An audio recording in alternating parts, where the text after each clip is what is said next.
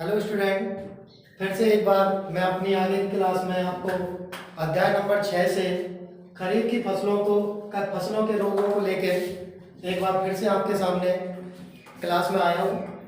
आज आपको बाजरे का मृदुरोमिलासिता या हरित वाली रोग के बारे में आज आपको मैं बताऊंगा।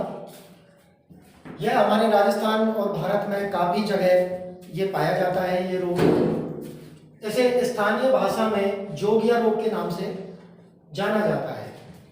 इसकी खोज सबसे पहले ईजे बटलर ने 1907 में की थी। ईजे बटलर को भारत पादप रोग विज्ञान का जनक भी कहा जाता है।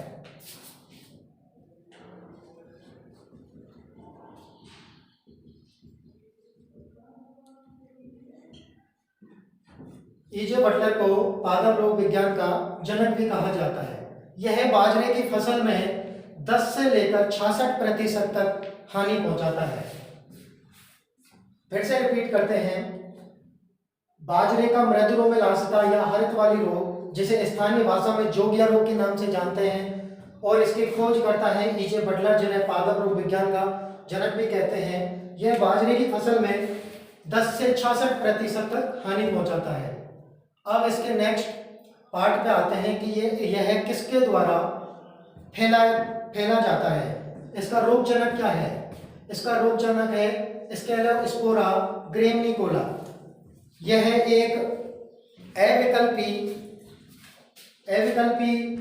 रोगजनक है जो कि बाजरे पर मुख्यतः पाया जाता है। यह मृदा एवं बीज के द्वारा फैलता है। अपने जो भी खेत में अवशेष या बीजों में जो इस रोग के अवशेष रह जाते हैं, उसके द्वारा ये फिर से खेत में वापस फैल जाता है। आगे पढ़ेंगे इसके लक्षण। इसके लक्षणों को 2 भागों में बांटा है। पहला जो भाग है वह मृदुरोमिलासिता है। मृदुरोमिलासिता में पौधे पर कौन कौन से लक्षण दिखाई देते हैं उसके बारे में हम पढ़ेंगे। यह रोग इस अवस्था में पत्तियों पर दिखाई देता है। यह सर्वप्रथम पत्तियों पर दिखाई देता है। इस रोग जनक का जो संक्रमण है वो पूरे पौधे पर होता है और काफी हद तक नुकसान पहुंचाता है। रोगग्रस्त पौधे की पत्तियां हैं जो पीली पड़ जाती हैं। रोगग्रस्त पौधे बौने रह जाते हैं। रोगग्रस्त पत्तियों पर धारियां बन जाती हैं। पत्तियों की निचली सतह पर धारियों के नीचे सफेद धूसर रंग की फफूंद मृदुरोमिलासिता दिखाई देती हैं। जब हम पौधे की पत्तियों को उल्टा करके देखेंगे तो उसके नीचे ऐसी धारियां बन जाएंगी और उन पर सफेद चूर्ण के रूप में इस रोग का संक्रमण मिलता है।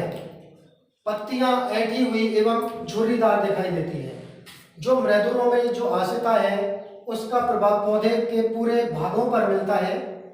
पत्तियां झुर्रीदार हो जाती हैं, पौधे बौने रह जाते हैं, पौधे की पत्तियों की निचली सतह पर मृदुरोमिलासिता दिखाई देती है। अब इसकी जो अगली अवस्था है लक्षणों के आधार पर वह है हरित वाली अवस्था। यह अवस्था जब पौधे में पुष्पकर्म होता है तब यह अवस्था दिखाई पड़ती है। यह अवस्था बहुत ही हानिकारक अवस्था है। इसमें बाली अगर बनती है तो उसमें दाने बहुत कम बनते हैं, और अगर नहीं बनती तो फिर उसकी जगह पर जो पौधे में जो हरे हरे छर्रे नुमा जो बाल के जो दाने हैं उसके रूप में वो निकल आते हैं। इसी कारण इसे हरित वाली रोग के नाम से जाना जाता है। हरित वाली अवस्था को दोबारा समझते हैं। यह अवस्था पुष्पक्रम होता है तब दिखाई देती है। रोगी पौधे में बालियां या तो बनती ही नहीं है, अगर बनती हैं तो बाली का जो निचला हिस्सा है या सभी हिस्सा है वो पत्ती की संरचना के रूप में बदल जाता है। इसी कारण इसे हरित वाली रोग के नाम से जाना जाता है। अब इस रोग को अपन कैसे प्रबंधन करेंगे, इस रोग का, कि यह रोग से कैसे बचा जाए, तो सबसे पहला प्रबंधन है शस्य प्रबंधन। इसको कल्चरल मैनेजमेंट बोलते हैं। सब शस्य प्रबंधन में अपन को प्रमाणित बीजों का उपयोग करना चाहिए। ऐसे बीजों का उपयोग करना चाहिए जो इस रोग को रोकने की क्षमता उनमें हो। गर्मियों में खेत की गहरी जुताई करें जिससे जितने भी अवशेष खेत में इस रोग के पड़े हुए हैं उनको सारों को नष्ट हो जाए। प्रबंधन का जो बी पार्ट है वो है रासायनिक प्रबंधन। इस रोग को हम केमिकल के द्वारा कैसे रोक सकते हैं?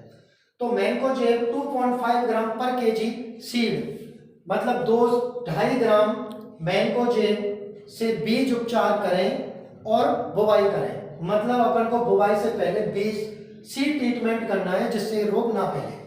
उसके बाद सी पार्ट प्रबंधन का जैविक प्रबंधन। ऐसी किस्मों को बोएं जो कि इस रोग से लड़ने की क्षमता उनमें अधिक हो, जैसे WCC 75, पूसा 23। ऐसी किस्मों को बोएं जो रोग रोधी हो और इस रोग को रोक सकें। और ट्राइकोडर्मा कल्चर के द्वारा बीज उपचार करें एवं पानी छिड़काव करें जिससे रोग का नियंत्रण हो सके।